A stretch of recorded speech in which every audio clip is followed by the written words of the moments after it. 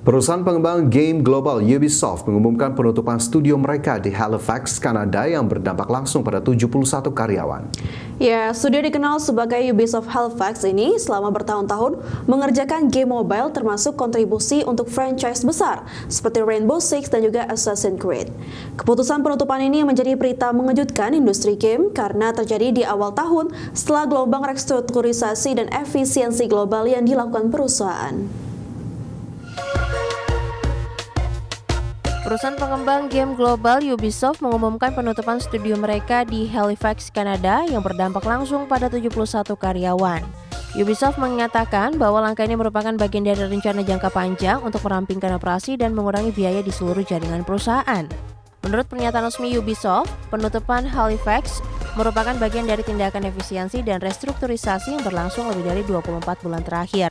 Perusahaan menyatakan bahwa keputusan ini dibuat jauh sebelum pembentukan serikat pekerja di studio tersebut dan tidak terkait dengan proses unionisasi yang baru saja berlangsung. Namun kabar ini muncul hanya beberapa minggu setelah staf Ubisoft Halifax sukses membentuk serikat pekerja pertama di Ubisoft Amerika Utara melalui Game dan Media Workers Guild of Canada. Penutupan ini memicu perdebatan luas di komunitas industri game global karena waktu keputusan yang berdekatan dengan proses unionisasi. Beberapa pihak termasuk serikat pekerja menyatakan akan mengejar upaya hukum untuk memastikan hak anggota mereka terlindungi karena penutupan bisnis setelah unionisasi dianggap kontroversial.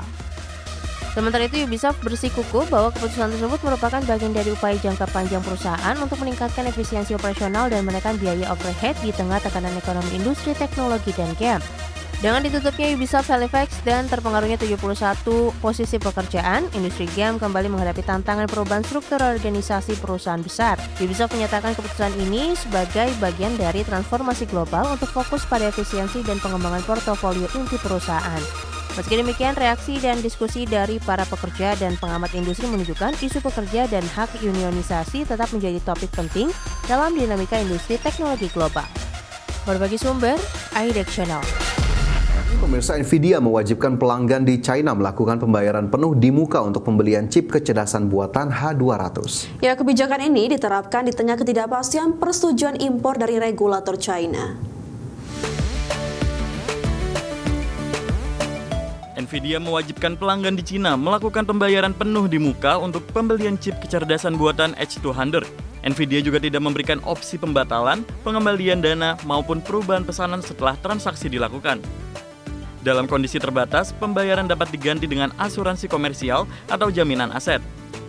Kebijakan ini lebih ketat dibandingkan sebelumnya ketika pelanggan masih diperbolehkan membayar deposit. Perusahaan teknologi Cina dilaporkan telah memesan lebih dari 2 juta unit chip H200 dengan harga sekitar $27.000 per unit. Jumlah tersebut jauh melampaui stok Nvidia yang diperkirakan hanya sekitar 700.000 unit. Hingga kini, Nvidia maupun Kementerian Perindustrian Cina belum memberikan komentar resmi terkait kebijakan tersebut. Meski Cina telah mengembangkan chip AI domestik seperti Huawei Accent 910C, performanya dinilai masih tertinggal dari H200 untuk pelatihan model AI berskala besar. Adapun, melansir dari Bloomberg, Beijing berencana menyetujui sebagai impor H200 untuk penggunaan komersial tertentu pada kuartal ini. Kebijakan pembayaran penuh dinilai sebagai langkah Nvidia menekan risiko di tengah ketidakpastian hubungan dagang Amerika Serikat Cina. Berbagai sumber iDeck Channel.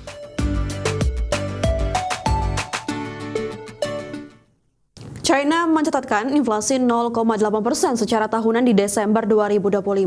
Angka tersebut menjadi yang tertinggi sejak 2023. Inflasi konsumen Cina meningkat pada Desember 2025 dan mencapai angka kenaikan tertinggi dalam hampir 3 tahun terakhir. Namun kondisi ini berbanding terbalik dengan deflasi harga gerbang pabrik atau factory gate deflation yang masih berakar kuat.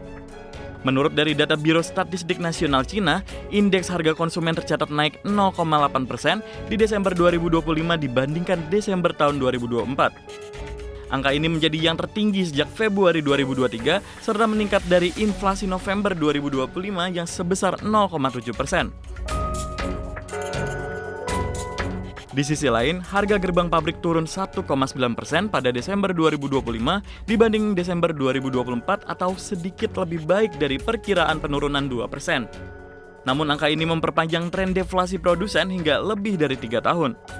Meskipun Cina berada di jalur untuk mencapai target pertumbuhan PDB sekitar 5% pada 2025, ekonomi negeri tirai bambu terus menghadapi tekanan deflasi, di mana konsumen tetap enggan untuk berbelanja di tengah ketidakpastian prospek pekerjaan dan krisis properti yang berkepanjangan yang telah mengikis kekayaan rumah tangga.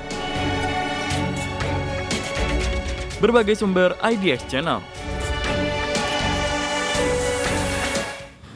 Operator merek Uniqlo Fast Retailing mencatat lonjakan laba operasional kuartalan hingga sepertiga dan menaikkan proyeksi kinerja tahunan. Pertumbuhan penjualan global yang kuat membuat perusahaan mampu menyerap dampak tarif Amerika Serikat. Operator merek Uniqlo Fast Retailing mencatat lonjakan laba operasional kuartalan hingga sepertiga dan menaikkan proyeksi kinerja tahunan. Fast Retailing membukukan laba operasional naik 34% menjadi 205,6 miliar yen pada periode September hingga November. Pendapatan juga tumbuh 15% dan melampaui estimasi konsensus analis LSEG sebesar 177 miliar yen. Kinerja kuat ini ditopang permintaan solid di Jepang serta pertumbuhan 2 digit di sejumlah pasar internasional. Selain itu, penjualan di China kembali pulih seiring membaiknya permintaan musim gugur dan kerjasama dengan platform e-commerce JD.com. Di saat yang sama, Fast Retailing mempercepat ekspansi di Amerika Utara dan Eropa dengan membuka gerai utama di Antwerp, Birmingham, dan Munich. Perusahaan juga berencana membuka flagship store baru di Chicago, New York, dan Boston. Untuk tahun buku berjalan, Fast Retailing menaikkan target laba operasional menjadi 650 miliar yen dari sebelumnya 610 miliar yen. Adapun strategi diversifikasi pasar membuat ketergantungan terhadap China terus berkurang, meski pasar tersebut tetap diproyeksikan tumbuh hingga akhir tahun buku Agustus 2026. Manajemen menyebut sejauh ini ketegangan geopolitik dan potensi penurunan wisatawan China belum berdampak signifikan terhadap kinerja perusahaan. Berbagai sumber, IDX Channel.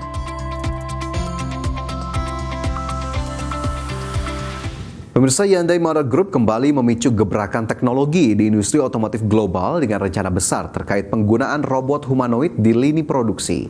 Produsen otomotif asal Korea Selatan ini mengumumkan bahwa robot humanoid canggih bernama Atlas akan mulai bekerja di pabriknya di Savannah, Georgia, Amerika Serikat pada tahun 2028. Hyundai Motor Group kembali memicu gebrakan teknologi di industri otomotif global dengan rencana besar terkait penggunaan robot humanoid di lini produksi. Langkah ini menjadi bagian dari strategi Hyundai memperluas integrasi kecerdasan buatan dan robotik dalam proses manufaktur kendaraan listrik dan hybrid. Pengumuman tersebut mengikuti debut publik Atlas dalam demonstrasi langsung di ajang Consumer Electronics Show 2026, menunjukkan perpaduan teknologi AI dan robotik masa depan. Robot Atlas sendiri dikembangkan oleh Boston Dynamics, anak usaha Hyundai yang sudah puluhan tahun meneliti robot otonom dan humanoid. Versi terbaru Atlas dilengkapi dengan berukuran manusia dengan sensor taktil sendi yang berputar penuh serta kemampuan angkat beban sampai sekitar 50 kg, sehingga mampu membantu tugas-tugas fisik dan repetitif di pabrik. Menurut pernyataan resmi Hyundai, Atlas tidak hanya akan menjalankan pekerjaan sederhana seperti memindahkan dan menyusun komponen, tetapi juga akan diperluas ke tugas perakitan yang lebih kompleks dalam beberapa tahun mendatang. Rencana ini menandai langkah dari robot eksperimental menjadi robot produksi nyata yang siap membantu lini perakitan otomotif. Hyundai menegaskan bahwa penggunaan robot humanoid bukan semata menggantikan manusia. Robot-robot ini diproyeksikan menangani tugas-tugas berulang berbahaya atau melelahkan, sehingga pekerja manusia dapat fokus pada pengawasan pelatihan dan pekerjaan berkeahlian tinggi. Dengan strategi ini, Hyundai ingin meningkatkan keselamatan kerja sambil mempercepat proses produksi yang mendukung permintaan kendaraan listrik yang terus meningkat. Selain itu, Hyundai juga berkolaborasi dengan perusahaan AI global untuk memperkaya kemampuan robot tersebut, sehingga dapat beradaptasi dengan lingkungan pabrik sesungguhnya. Dengan rencana strategi penggunaan robot humanoid Atlas di pabrik Georgia mulai tahun 2028, Hyundai Motor Group menunjukkan arah baru integrasi robot industri di sektor otomotif global. Transformasi ini diprediksi akan mengubah wajah produksi kendaraan dengan menggabungkan teknologi AI dan robotik secara luas. Walaupun muncul kekhawatiran soal efeknya terhadap kerjaan manusia, pendekatan Hyundai menekankan kolaborasi antara manusia dan robot dalam proses kerjasama masa depan. Kedepan, adopsi robot semacam ini diperkirakan akan menjadi tren di sektor manufaktur sebagai bagian dari revolusi industri 4.0 berbasis artificial intelligence. Berbagai sumber ada di channel.